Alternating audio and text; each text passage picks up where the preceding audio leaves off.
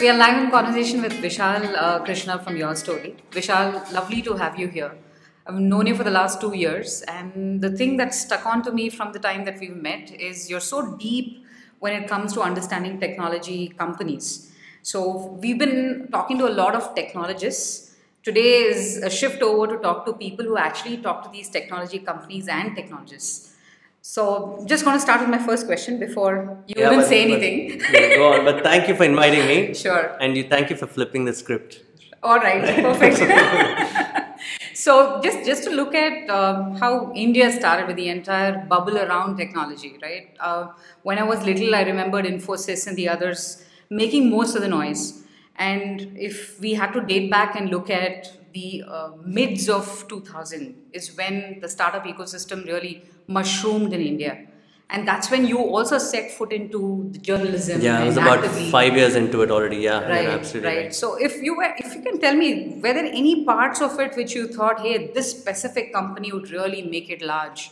Okay. Do you recall any such moments? Yeah, I do recall, and I actually repent that sometimes we as journalists don't have money. If I had money, I would have invested in one of them. Sure. There was a fintech company we all know. I mean, I can take names now, it's public. One of my friends came to me and said, in 2011, he said, Vijay Shekhar Sharma, Paytm is going to be very big. Right. And I brushed it off saying, okay, it might be just another app. But you know what happened, right? In 2014-15, I went on to have $1 billion valuation. Sure. Jack Ma, that happened. So there have been several cases like this when I look back in my career and I say, hey, this company, I knew they were good, but just because I didn't have the money, I didn't put in. But yes, they succeeded. There's several like that. I can go on with a list. Right. But what do you really recall when you actually started your journey into writing about these companies? Absolutely. When I started writing about this, they put me in a career opportunities beat. Back then I was at the New Indian Express.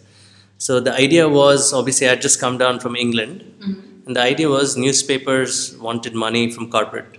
And so if they thought a person from England who can talk English, and if we create this column called career opportunities and we sell that as a product to a lot of IT services companies, they would invest with us. Sure. But obviously at the same time, you have to remember, at the same time around 2003-04, Infosys hit $1 billion. Right. And then just kept going up, right? So not many understood what it meant. While people would call it a sweatshop of engineers, the fact that they created value and they paved way for this startup ecosystem is phenomenal, sure. Right?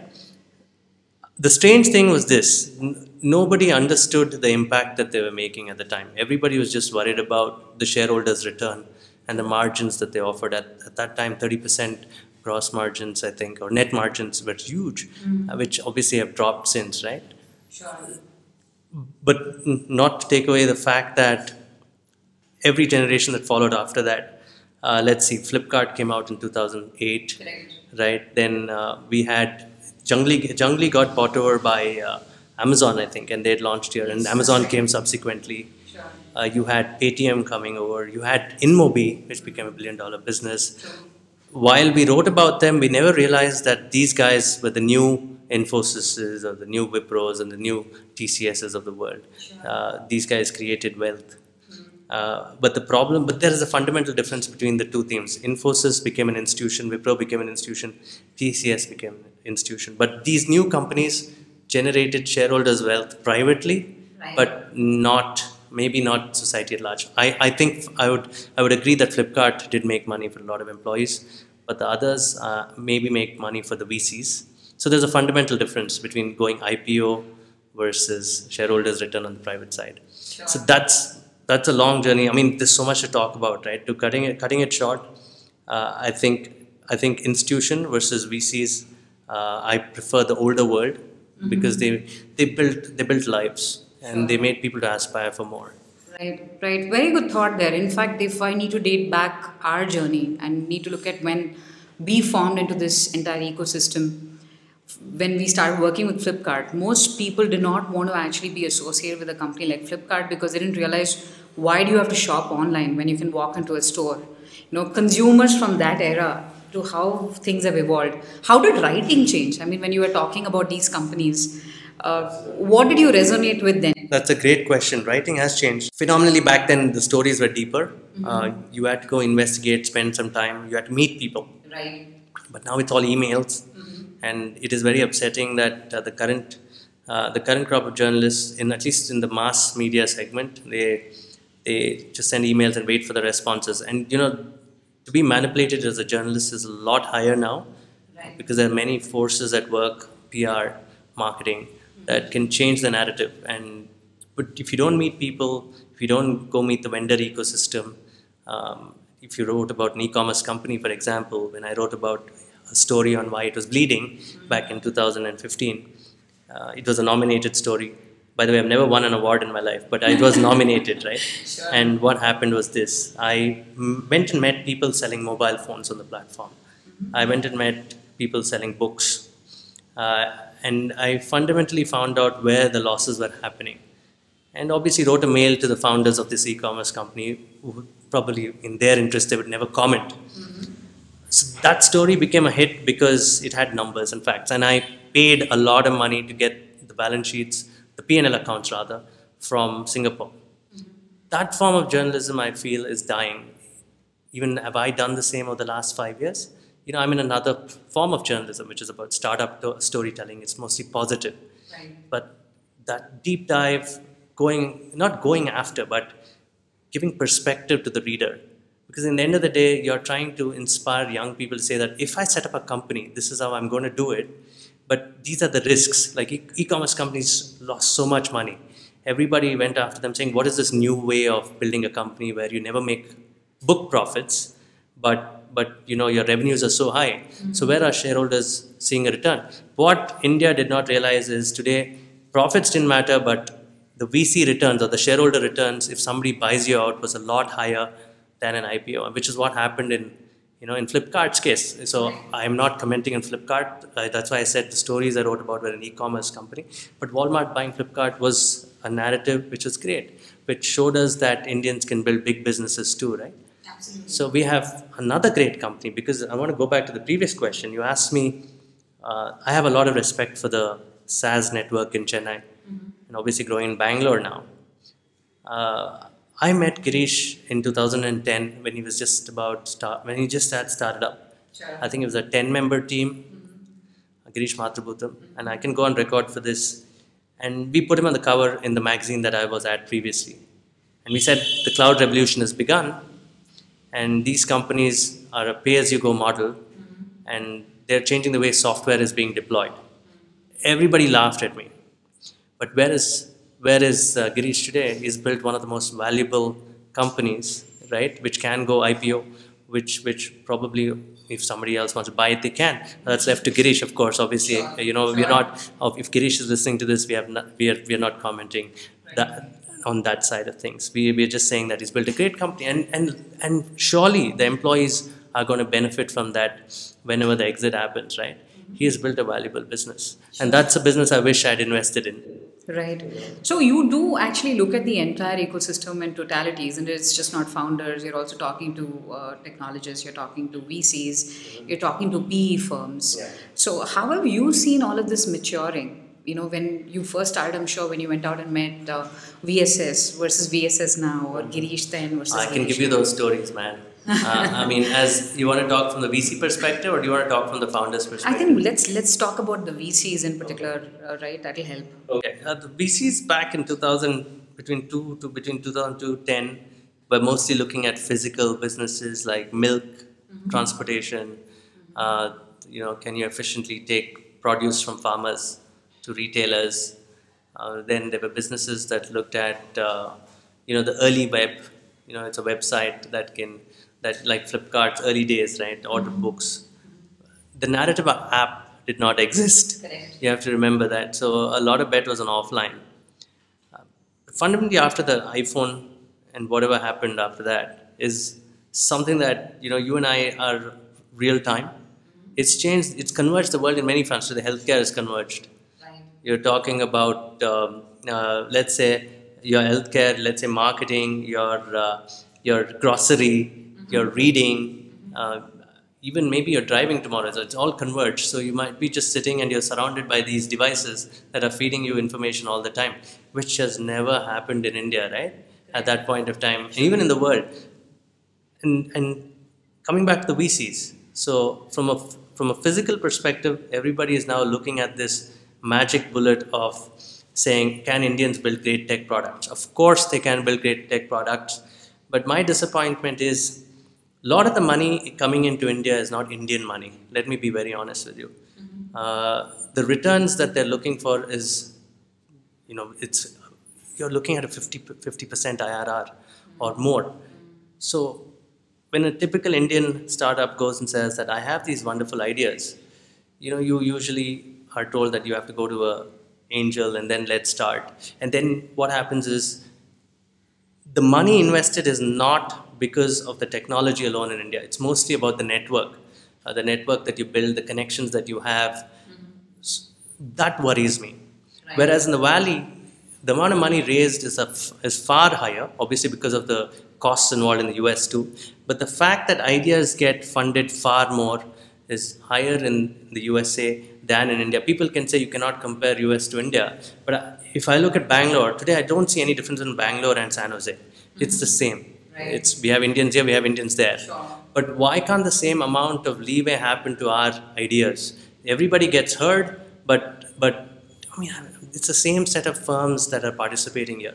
So if anybody watches this podcast or listens to this podcast, they must realize that they should treat startups as an asset class. My mentor is Mohandas Pai, and there's Axelor's Venugopal Ganapathy, and they focus mostly on bringing Indian money to the startup ecosystem. I think that's the way forward. Sure. And I'm glad that people like Vijay Shekhar Sharma, Sachin Bini Bansal, Mukesh Bansal, all those guys are looking at it very seriously.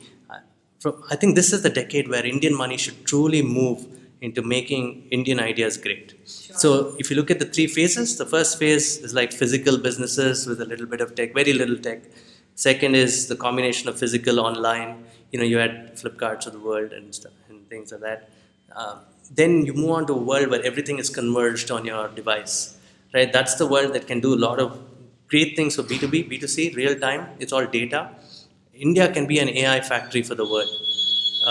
Instead of being a factory, we'll become an AI platform for the world. Now think about it, apart from having a consumption story, which is what all the foreign funds are betting on, right. We can now go and say that, can we take on Microsoft? Can we take on SAP? Can we take on Oracle? Which is what I think Indian businesses should do. It's sort of like a China model. We're not asking, and by the way, we don't have government protection in many ways, right? Just like China offers their startups, we don't have it here. Sure. It is a big task to compete with these great big names that I've just mentioned, right? But for me, the dream is, can there be a company that can be built out of India, registered in India? For that, it's easier said than done. Policies have to change. And the VC ecosystem and the entrepreneurs are working on it. We have to become entrepreneur friendly. If Indian VCs have to take the Indian ecosystem seriously, it's also to do with taxes. So I'll leave it at that. Sure. So I always think of journalism in very positive attribute, to be honest, because when I was growing up, I always used to read up ET to understand what's happening around, not just in India but across the world. Today's generations actually change. Everything's on digital print. Everyone wants to look up on their phones. There are pop-ups coming up on the phone, right? And now since we're talking about not just ecosystem in terms of startup ecosystem, we're talking about VCs. How do you think you influence as a writer for people who are growing up who want to be part of the system? Even if it means that if I'm a VC, right, I want to be mentored in a specific manner. So there has to be some kind of mentoring that comes even from reading. So how are you guys acting as influencers? It's funny, right? I mean, firstly, I don't think many people out there read very much, and that's and you're right. It's all about snackable content, quick content. But obviously, there's a sizable portion that like to read, and India, I'm telling you, can be very critical when something goes wrong. Be it grammar or be it facts. Some of them are very brutal. Some of the readers, sure. But yeah, in general, if I have to answer, if your question means that VCs can be, I mean, how do people get covered? Is that what you mean? The question that I have is how do people see mentoring happens through reading? Correct, mentoring happens through not reading. everybody Absolutely. can have mentors, right? Absolutely. So how are you guys being influencers for people? Media as influencers. I would say that, don't trust everything that the media says. I'll tell you why. I mean, I don't know. I mean, seriously, I've done a little. See, I come from a business family, so I understand how difficult it is to build business. And it is easy to be a critic. Have you seen the movie Ratatouille, the animated series? Yep. Critics have they have a seat at the table everywhere, but they're arm's length and they can comment. But they're important. They are important for society because they give perspective. And obviously it's the role of the entrepreneur to not live up to expectations but build great companies and not just focus on narratives. I was just discussing with you. I mean, there are entrepreneurs who are great at the narrative. And in fact, they use the media to shape the narrative. Sure. And those are the ones I'm always wary about. And some of them are dictatorial, authoritarian. I don't like that. But there are those who really don't understand how to work with the media too. And yes, maybe there we can probably inspire kids who are started up. They think just getting a mention in the news is well done. Sure. It's not. I mean, yes, at an idea stage, somebody like in Yourstory will champion you. But if you and then there is this whole, once you raise money, PR firms take over and say, hey, you have to be in the largest selling business daily, sure. Right? And if that happens, your narrative is only for that publicity. It is not about your business. And then people say, hey, I made it to so-and-so business magazine. But that's not done. So you're not educating. So as media people, we go after quick news because that's what editors expect. It's also a set agenda today in the digital world. It's about page views. So it's a funny situation. It's a great question you ask because while it's a university kind of question, what is the role of the media? Is it really a watchdog? It is a watchdog in a sense that it has to maintain its objectivity, but I really don't know what objectivity is anymore because it's totally blurred, especially in business journalism. The lines are blurred. You have to, anyway, journalists are paid very low as it is. You have to make sure that you're completely, somebody told me that when you come into journalism, you either have to be a saint or you should become a broker, right? And I have chosen the former. Right? Thankfully not the latter. No, I mean, I'm serious about that. So yeah, so have we done a great job of informing people? Yes, because young people want to say that they've raised money and that is the quotient of being inspired today. And on that note, we've done a great job. Sure. But does everybody want to know what's really happening? If I said that your favorite pop star isn't really a pop star because he or she has messed up in many fronts. It can be with employees, it can be with shareholders, it can be their daily lifestyle, right? Nobody wants to listen to it. I recently was on Kannada television over a billionaire entrepreneur from Dubai, from Karnataka, was pulled up for cooking his books. Sure. And the narrative of the media on the Kannada channel was, they are hurting Kannada pride. Somebody is coming after him. While that is good because that is your core audience and you want to tell them that we are protectors of, Kannada culture and, people who support Kannadigas. Sure. What they fundamentally don't understand that there was a report which was put out independently saying that this person may have cooked up books. So that is objectivity, right? We have to take it with a pinch of salt. We have to be very careful. So instead of informing, we are playing to the crowd. And that is very dangerous for our economy. Not just economy, it is dangerous for our culture. It is dangerous for our nation. And that's why you have so many narratives taking over on the media. And obviously in the end of the day, what would young people like? They want to have good news. So they rather follow narratives and narratives can be manipulated. Sure. So are we doing a good job of it? Maybe. I will say no, not at least for the last few years. But at Yourstory, we've taken a positive approach. At least I have made it very clear that I only meet popcorns, or popcorns would be the young startups. Then there are the Sunicons, then there are the unicorns. The new ones, they're just coming in. So I'm okay to meet these kids because they're new kids on the block. Sure. They want to make an impact. It's easier to tell these stories. There's obviously no balance sheet, right? It's just the idea, and I do validate them by looking at their technology. But obviously, the proof is in the pudding, and then they say that, okay, I'm going after the market, and yeah, we inform others that these people are doing this, and we celebrate that. But maybe, but the funny part is, a lot of these entrepreneurs come back to me 2 years later after first fundraise. Not 2 years, let's say 4 years. Come back and say, we have built the best startup ever. We are the best in the world. Sure. We can do this, do that.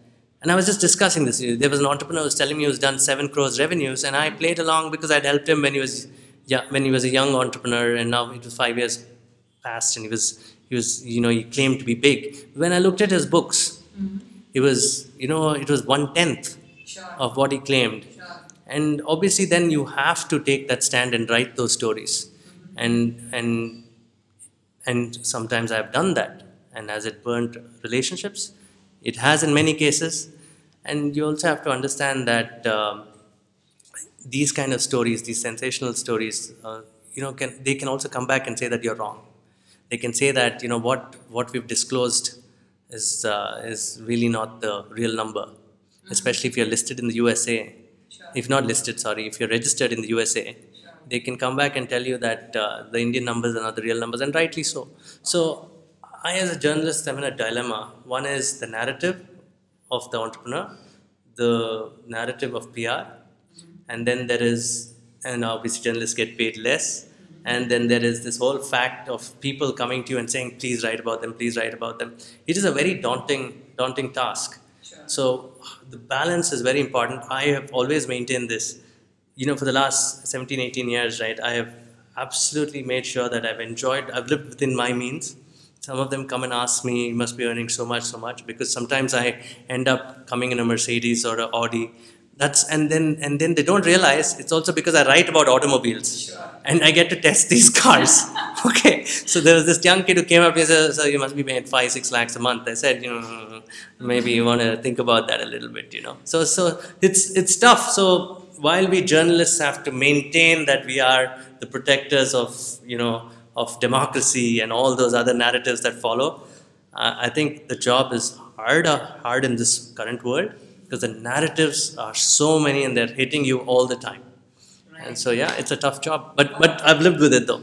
Wow, I think that's very brilliantly put. I think it's a shame if we were to say that you guys were the only influencers in the economy.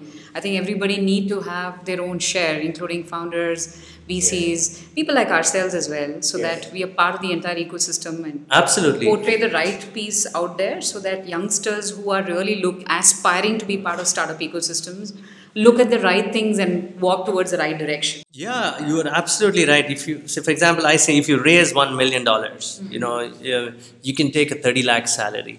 You don't want a 35 lakhs. You don't want to say I take 1 crore as a salary, and then and then also on top of that bill a car to your company. Sure. I've seen so many companies do this, and I've made this a point that yes, you've slogged your ass off, but you're getting some money in the bank. Don't get too greedy. Sometimes I believe they fundraise because they want to protect their interests. Again, this is not pertaining to anybody in particular. This is a general comment after meeting 3,500 startups, right? So I think that's a fair enough sample size, and I think others are free to disagree with it.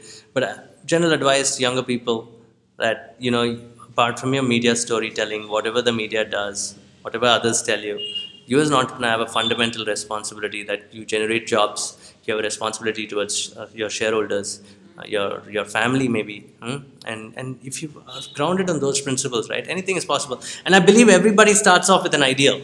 Somewhere things change, and so the old adage, does money really change you? Maybe it is true. That's a point for us to discuss for later. Yes, 100%. We can go on all day talking about 100%. 100%. Yeah. That's more of a philosophical discussion. Yes. Yeah, absolutely. So Vishal, just knowing you read quite a bit. You're an avid reader, and I think the best part that intrigues me about you is the depth that you have, whether be it for the tech industry. I remember the last time that we met right here, and we were discussing about a technology AI company based out of the US. You went into depth of actually talking about why a specific VC firm, or why should anyone be even interested in this company. Okay. So just taking a turn from that piece and looking at, I'm just relating it to your line of work. Today's day and age, everything revolves around data, AI. You just gave numbers right now, 3,500 people that you have met. All this data is human intelligence right now with you. Right now, if we were to look up on news, Google's really being competition to you guys. You just look up everything on Google and you find everything on Google. So how are you guys looking at making it technology driven? At your side, Journalists. Would we have chatbots? Instead of Vishal, I'm talking to a robot. Oh yeah, I'll tell you what. I think any writer listening to this, work on your craft. In fact, I'm going to writing school very soon again. Okay. I'm 40, but I have to go back to writing school because when I started off all those years ago, it was not to become a journalist. I'm an accidental journalist. Oh, okay. In fact, I was working in a liquor factory, and I actually studied finance, and I also had written so much since the age of 16. I'd written poetry and stuff. So I didn't fit into the liquor factory. So I walked into journalism, just walked into Indian Express and I asked them a job, and that's how my career started.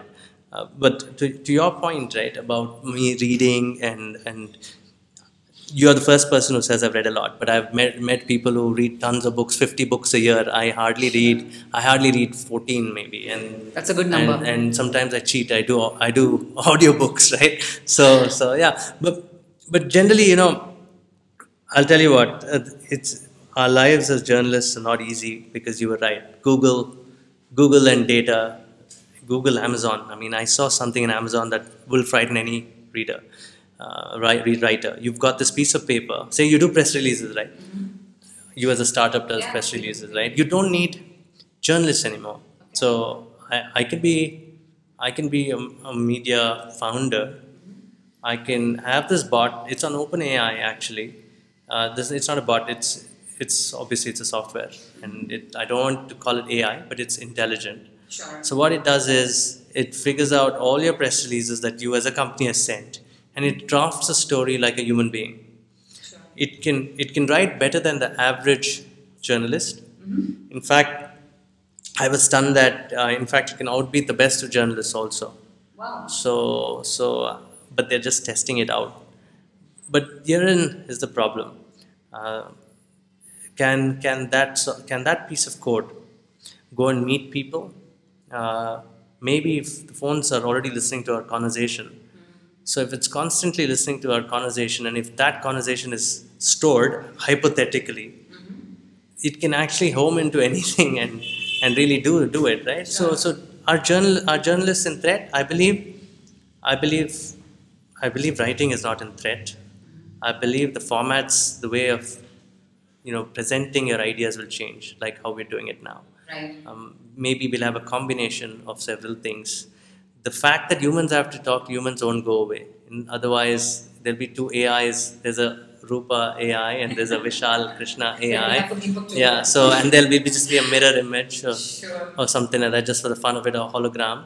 Right. And would that be fun? And in the end, who's going to consume that content, right? Maybe you never know if TikTok can take over the world. maybe that can also happen, right? So, but yeah, I think good writing will remain. But the problem is writers will still continue to be paid less unless they. It's like an art. I'll tell you this very interesting thing. I like two guitar players, or one musician and one guitar player. The composer being Frank Zappa, and he's also a great guitarist. And then there's Carlos Santana. I tell this to every writer. So when Carlos Santana picked up a guitar in the 8th grade, his art teacher told him that you have to be so good at your art that there is no second place. True. And that showed that he's not second. He's a very well-respected musician. On the other note, I meet Frank Zappa. I mean, I meet Frank Zappa. I adore that man. So he's passed on 27 years now, but I follow him a lot on YouTube because he's left all his lectures there. He realized that he never went to a record company for a deal, obviously, and he made his own music, so he toured a lot. So a writer should be everywhere. He should be talking. He should be writing books. They may not sell very well, but you have to build your community. So how did he make it? Yes, he made his money by going into various communities and playing. So that means it's a lot of hard work, and you need to be absolutely good with your craft. Not just writing, you should be good at video production, directing, scripting, whatnot. Everything to do with the written word, you should hone. Sure. Then there will be great writers. There are already great writers out there. I respect a lot of them. In India, there's obviously Shashi Tharoor writes very well. I mean, at least talks very well. And about his writing, I'll reserve it for another day. Sure. But India follows Chetan Bhagat, Right. and I know the person who edits his books also. So that's another story. So people have different strands. You have Chetan Bhagat one strand. You have the great writers another one. Like instead of Shashi Tharoor, let me pick Amitabh Ghosh. There is always going to be for both ends. But can AI replace this end? Certainly it can. Maybe there's a new business model. Maybe the publishing house will figure out that, hey, Vishal likes science fiction novels. Let me tailor make a novel for him with the kind of information I've got. Can the AI do it? I'm absolutely sure it can, and it can package a quick book for me. Sure. That is going to happen soon. But it's not going to replace the art and writing, especially people like Amitabh Ghosh, for example. Sure. Because it's not just the ideas they come up with. So it's going to be man versus machine for sure. And I don't know, would you like a machine to be your art or a man or a woman to be your art? I don't know. I mean, that's something that, I would rather go, the genres change. It's a beautiful question again, because the interplay of all these things, because I keep going to these AWS summits, Microsoft summit, and I see all these tools that can make mankind. The whole aim of AI is to liberate you, apparently. Correct. But it can also replace you in art. Sure. So that is the scary part, right? And Musk is obviously the one who's saying that we need to audit AI. We should make sure that it does not destroy human lives. But, I'll be honest with you. Today, here's a trick question to you. Would you believe that while, there's male chauvinism, there is feminism, but if you work in the corporate world, gender is out of the equation. It's data. What are you giving to me? It is data, right? And the data is what's becoming AI in the future. So at that point of time, how's the world going to look like for you? Right. Think about it. There's no human interaction. So in the end, corporations will figure out who's the consumer. So I think a whole host of consumers. There's AI that's going to focus on some of these things. But I'm hoping that there'll be some bright people who will obviously subscribe to what you write or what I write. I hope that world exists, but I don't know. Let's see. Or you wouldn't believe it. I mean, traveling in the valley has also told me that people preserve brains so that you can plug it into an AI in the future. So maybe that's the course for the day. You never know. Scaring me, man. No, man, that is the future. I'm telling you. And but you wouldn't believe it. I met somebody in Boston, and they're working on a tissue where you stab the skin 100 times, but the skin grows back. So if that's where the world is heading, anything is possible. It's like your worst nightmare. So everything that you're dealing with, all these religious fights, all these small fights that go on, over some legislation, will be a minuscule when it comes to the fight with AI. Awesome.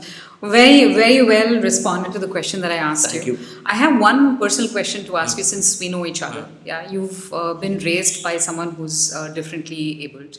So have you gone after stories from tech where people who are contributing to that side of the section of society? Because I distinctly or rather vividly remember you saying. Yeah, autistic people. Yeah, you That's spoke about how yes. well, the person that in your place was so very capable of doing things. So that left me with a lot of thought. Yeah.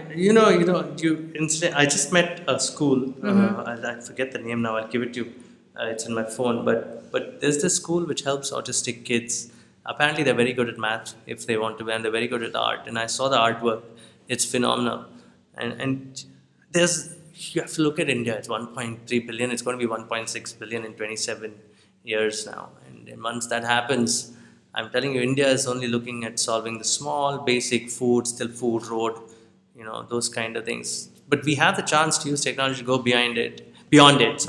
And yeah, talking about differently abled people, we don't have many schools, colleges. In fact, it's looked at as a weakness in many ways, right? And I feel sad that although there are policies, India has the best policies for everything. It's just that the people don't like to follow any rules when it comes to people who are differently abled. In my family, there are differently abled people. The perception towards families who have differently abled kids is almost like untouchable. Why should we get involved in their lives, kind of thing, instead of helping them? Neither do they ask for help. And yeah, if given a chance, if again the same argument applies. Everybody is today looking at a rate of return.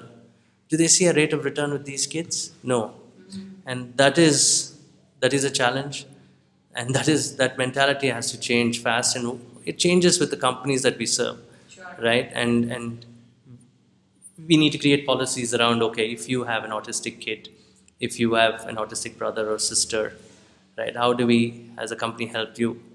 I think that emotion is taken out of the equation today. It does not exist unless, and if you put it out there saying that, I have somebody like this with me, they treat this as a weakness. It's not implied, but it is, it has these underlying tones that, okay, why did he tell me this? I think we're doing the same thing to younger boys and girls who are coming in, right? They're shifted into the wrong narratives, and then they've been only asked to work hours and hours and hours without a direction. So when that is the goal of a society, right, it is never going to look into these things. Sure. So sure. That's your take on it. Right. So, well, it's been a pleasure having you on our show, Vishal. Would you have any questions for us? As Purple Quarter? Yeah. Because you have so many startups. Okay, I have a question. What is the most important? Okay, you've been around. I've known you for 3 years, not 2 years. Sorry okay? about that. And by the way, you employ a lot of people, a lot of business leaders, right? How have you seen the narratives change in engineering? What type of people have you placed, without naming them, of course? Well, I think we have a bit of luck there, because technologists are really not super greedy, when it comes to money. They're more super greedy about the roles that they want to take on. Interestingly, the conversations that we have with them is extremely fulfilling, because they look at everything in depth. So we don't have this shallow conversation happening at all. So let me be honest with you, the conversations we have with most CTOs and engineering leaders or the head of engineering is more fabulous than any other industry leaders across the world. That's good to know. So you're saying there's these new crop of leaders emerging who are absolutely changing the way India looks at the future. Absolutely. And they have no qualms about someone else leading the press release. It's not about them. They don't want to be poster boy. They want to really impact and do something. I agree with you. I've met so many of them. And you were telling me about somebody recently from a food tech company, right? Yeah. What was his reaction how did you pull it off? Well, Dale's been... You can talk about it? I can talk about it, of It's course. on record? So, yeah, absolutely. Dale is extremely humble. In fact, all the leaders we've placed, like I said, technology guys are extremely humble. It was very tough. It wasn't easy, to be honest. It took about 9 months of time to move him from Amazon to Swiggy. And to put it on record, he has been absolutely supportive during the process. Yeah, he actually spoke about it at the Future of Work recently, right? At Yourstory's product. Yeah, I heard. He mentioned it. He was on a podcast as well. I was in the backstage listening to that. Oh, nice. So it took him 9 months, huh? Yeah, it took him 9 months. And I think Swiggy as a team, for being a startup, was super supportive on looking at getting such a, he's really phenomenal leader. Yeah, phenomenal CTOs in our country. For example, Amod. Amod Malviya. And Dale that you mentioned. And there are several others. You should probably do a CTO forum one day. Seriously, right? Look at the tech that they're building. So you should tell me, when these engineers come to you and say, we want to work for startups, it's a great point, from Amazon, Dale moving from Amazon to Swiggy. How did you manage that? In a sense, convincing somebody to move from a corporate, which is huge, powerful, global, to very focused, Bangalore-focused, maybe India-focused company. Sure. How did you manage? You said 9 months. We want to go into the details. A lot of negotiation. Not really on why he needs to move for the money. It was not about that, because obviously he was making tons of it at Amazon already. Yeah, the important factor that really helped is because Purple Quarter has a unique way of looking at behavioral metrics model. We discovered that Dale's only ambition right now in his journey was to create an impact. And that would happen only if he moves out of Amazon and does something for an organization which will impact everybody's lives. Yeah, so that's how answer. Swiggy really made a difference. That's a great in his answer. life. And you would say that to the youngsters as well, right? If they've spent enough time in a big corporate, go out and do a startup. Absolutely. Right? In fact, I'd like to mention this to most, like you did, to founders, VCs, or to technologists out there. I think money does not really matter as long as you're doing good work. I really like the part where you spoke about differently abled people not really being put to the best of use. Yes. If we could create technology around that, Oh, yeah. and help even, there are so many blind kids who are super intelligent. They could work as search profs in our company. We'd be more than happy to hire them. Or even if you look at the various talent that we have in India, most youngsters being out of India, I think it'll be super helpful if we can look at creating an ecosystem around there. That's what Purple Quarter will be actually focusing on, bringing tech together to impact the world. Yeah. I like that answer very much. I mean, most of these CTOs like to use the word tech for impact, right? How many of these, what do they mean by tech for impact? You mentioned that is it social impact, or they say that, okay, we benefit the company in such a way that they generate wealth? Well, it's both, isn't it? Business is about not just creating economic growth, but it's also about making sure you make your monies, right? There is passion driven for both ends of the spectrum. But if you were to look at it, I think impact here, what they're saying is it touches your life. Now let's look at Uber's become a verb, isn't it? Yeah, so just like Volvo. Absolutely. So Ola for India, and actually I'm extremely passionate about all the Indian startups which has done so well in India, including Flipkart, Myntra. If you were to look around, I think it's, so Uber is now a common noun, right? Everybody says let's Uber it. Yes, let's Uber it. Let's Swiggy it. I don't know. Although Ola came before them, we don't have Ola it. I'd love to say that to Ola it, right? But look at it. That's another thing that we missed, right? Do you see a lot of these? We've seen the growth of Indian companies going global, right? Like Zoho, Freshworks, Ola, right? I mean, do you see our founders? I mean, not founders. I mean, you hire CEOs and CTOs. Do you only do India or do you do global? Well, we are focused on India and Southeast Asia. We don't want to explode. We want to look at specific regions to start with. So we've done phenomenally well in India. Southeast Asia is just the beginning. We've just had one closure for a Singapore startup. So we're getting there slowly. What are your favorite technology verticals or hiring verticals? There aren't any favorite because each one's trying to solve a, Okay, so you're agnostic. Yeah. But absolutely. Are there preferences? Is machine learning more popular now? I still think machine learning could do more in India. I'm still looking at how much data do we really have to first look at AI and then use machine learning, put it to the best of use. So, here's a fun fact. I was at a conference and I asked how many people in India are building on AI tools. Three out of a crowd of say 250. So only three. So you're absolutely right. So again, now goes back to the narrative, right? Who's actually selling the narrative? All the startups out there, right? Sure. We are an AI, this AI, that. Are they really AI? I really don't know. No, the good thing, I think, what we're trying to put out there is we are trying to tell technologists and companies the real story. And we tell them that, hey, we're still building India as a tech ecosystem. We're still not there yet. Okay. And I think most people who come on our show also speak the same language. Okay, and here's a fun fact. How many people, I want to talk some fun facts, right? I mean, because we are talking about hiring also. How many people earn more than 30 lakhs in our country? We only do everything above 1 CR. That's true, but how many people earn more than 30 lakhs in our country? Well, I don't have a percentage. Do you Take a guess. We are 1.3 billion country, so people country. Take a guess. It's just fun. Okay, so maybe 60%. 60% would be 600 million. No, it's too large. Too large. Take what you got. You got one more guess. Go for it. Okay, 24.